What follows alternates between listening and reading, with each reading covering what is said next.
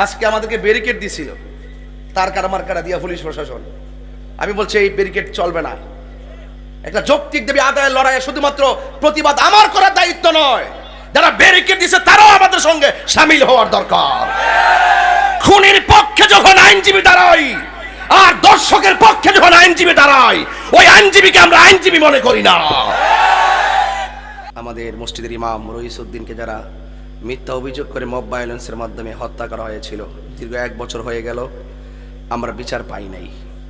এই জন্য মাননীয় সরকারের কাছে বিচারের দাবিতে গিয়েছিলাম, সেখানে প্রতিবাদ করেছি। সকলে কোন আল্লাহু আকবার। এই সুন্নিয়তের বিশাল একজন হাস্তি ছিলেন আল্লামা শহীদ ফারুকী রহমতুল্লাহ আলাইহি। কথা কোন ঠিক না বেঠিক? না বিচারকে আমরা পাইছি? আরে কথা কোন পাইছি? পাই নাই। সেখানে প্রেস ক্লাব থেকে প্রোগ্রাম শেষ করে স্বরাষ্ট্র মন্ত্রণালয়ে গেলাম। সেখানে স্বরাষ্ট্রমন্ত্রী মহোদয়ের সাথে কথা বললাম, স্মারকলিপি জমা দিলাম, কথা বলে দেখা করে সোজা এখানে এসেছি। প্রধানমন্ত্রীর কাছে যাওয়ার কথা ছিল, তিনি যশোরে চলে গেছেন, তা আমাদের স্মারকলিপিটা রিসিভ করানো হয়েছে। তো যাই হোক, সুন্নিয়তের জন্য, দেশের শান্তির জন্য, দেশের মানুষের কল্যাণের জন্য শুধু যে ওয়াজ করি আর বসে থেকে এরকম না, দায়িত্বহীন কণ্ঠে জীবন বাজি রেখে দেশটাকে বাঁচাতে হবে, দেশের মানুষের পক্ষে কথা বলতে হবে। অনেকের মুখে দেশের কথা আছে, অন্তরে দেশপ্রেম নাই। কথা বলেন ঠিক না ভাই?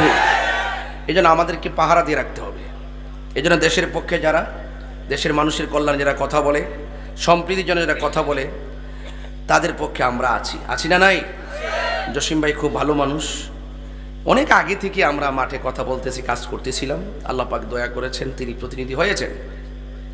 তবে এতটুকু বলতে চাই, এ পৃথিবী থাকার জায়গা, কেউ আগে যাবে, কেউ দিনে যাবে, কেউ দেশে, কেউ, এটাই বাস্তবতা।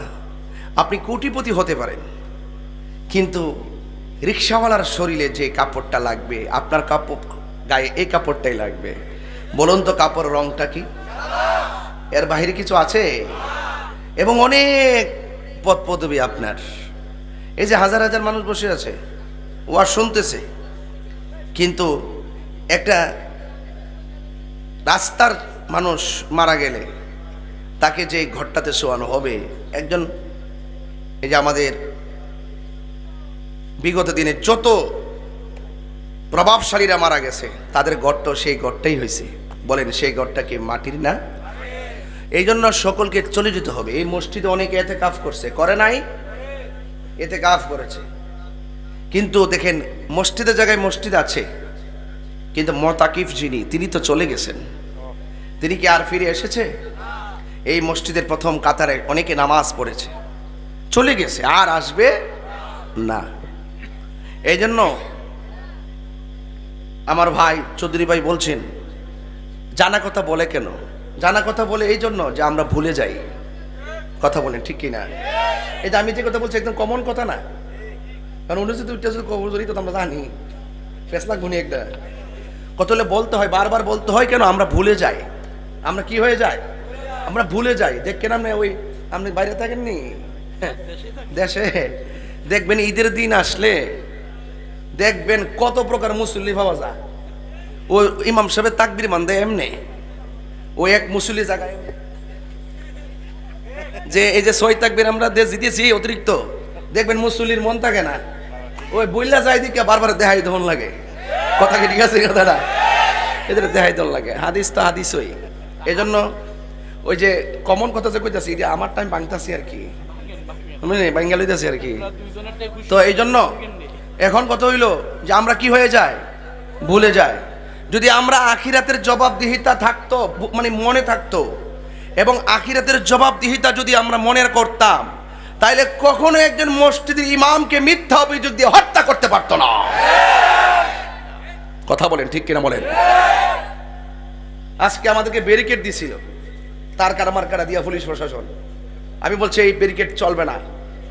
একটা যৌক্তিক দাবি আদায়ের লড়াইয়ে শুধুমাত্র প্রতিবাদ আমার করার দায়িত্ব নয়, যারা ব্যারিকেড দিছে তারাও আমাদের সঙ্গে শামিল হওয়ার দরকার। খুনির পক্ষে যখন আইনজীবী দাঁড়াই আর দর্শকের পক্ষে যখন আইনজীবী দাঁড়াই, ওই আইনজীবীকে আমরা আইনজীবী মনে করি না। কথা বলেন ঠিক না বেঠে?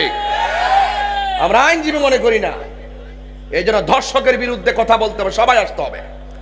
দর্শকের পক্ষে কোনো ফাইল হবে না, খুনির পক্ষে কোনো ফাইল হবে না।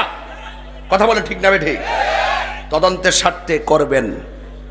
আমার ঐশীউদ্দিনকে যখন হত্যা করা হয়েছে, একদম খোলা আকাশে দিনের বেলা হাসতে হাসতে 7-8 জন আসামিরা ঘুরে বেড়াচ্ছে, আর ঐশীউদ্দিন কবরে চলে গেছে।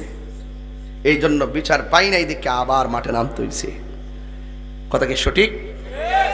এই জন্য আপনাদের কাছে আমার কথা হলো, ভাই যাই করেন আর না করেন মানুষ খুন করবেন না, যাই করেন আর না করেন মানুষের হক মেরে খাবেন না। কথা বুঝতে পেরেছেন? যাই করেন আর না করেন আল্লাহর সঙ্গে শরীক করবেন না, এগুলো আপনি ক্ষমা পাবেন না। এগুলো অত্যন্ত জঘন্য অন্যায়, এগুলো করা যাবে না। এই জন্য আমি বলতে চাই, হাজার মানুষ আপনারা এসে গেছে, আমার মনে হয় অনেক মা বোনরাও আসতে পারে। এই পৃথিবী যিনি বানিয়েছেন তিনি কে? এরপরও কি আমরা আল্লাহকে স্মরণ করার মতো করতে পারি? আজান হচ্ছে মসজিদে, ক্যারাম বোর্ড খেলছে দোকানে, এরকম লোক আছে না নাই? যে আঙ্গুল দিয়ে বলবে আশহাদু আল্লা ইলাহা ইল্লাল্লাহ, সে আঙ্গুল দিয়ে সে ক্যারাম বোর্ড খেলতেছে। সাবধান! আল্লাহ পাক আমাদেরকে সৃষ্টি করেছেন একমাত্র তার গোলামি করার জন্যে। আল্লাহ পাকের হাবিব সে আয়াত, মা আতাকুমুর রাসূলু ফাখুযুহু ওয়া মা নাহাকুম আনহু ফান্তাহু। আল্লাহর পক্ষ থেকে আল্লাহর হাবিব সাল্লাল্লাহু আলাইহি ওয়াসাল্লাম যা কিছু কল্যাণকর নিয়ে এসেছেন তা আমাদেরকে গ্রহণ করতে হবে। যা থেকে নিষেধ করেছেন তা থেকে আমাদেরকে দূরে থাকতে হবে। কথা কি সঠিক? বলুন, আল্লাহর হাবিব নামাজের পক্ষে না বিপক্ষে?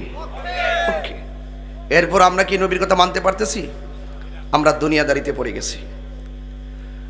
এই জন্য আল্লাহর বিধানগুলো আমাদেরকে মানতে হবে, রাসূল পাক সাল্লাল্লাহু আলাইহি ওয়াসাল্লামের তরিকা মতো আমাদেরকে চলতে হবে। হুজুর হয়তো আলোচনা করছিলেন, লাকাদ কানা লাকুম ফি রাসূলিল্লাহি উসওয়াতুন হাসানাহ।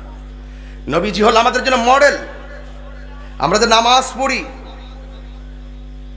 আল্লাহ কি দেখাই দিয়ে গেছেন যে তোমরা এইভাবে নামাজ পড়ো? নবীজি দেখাইছেন, সল্লু কামা রাআইতুমুনি উসাল্লি, তোমরা এমন ভাবে নামাজ পড়ো যেমন ভাবে আমি নবী নামাজ পড়ি। এই যে রসুল হলো আমাদের মডেল। এই জন্য একমাত্র মুক্তির পথ রাসূল পাকের মহব্বত। কথা কোন ঠিক কিনা? এই জন্য আল্লাহ রাব্বুল আলামিন আমাদেরকে পৃথিবীর মধ্যে পাঠিয়েছেন একমাত্র আল্লাহর গোলামি করার জন্যে।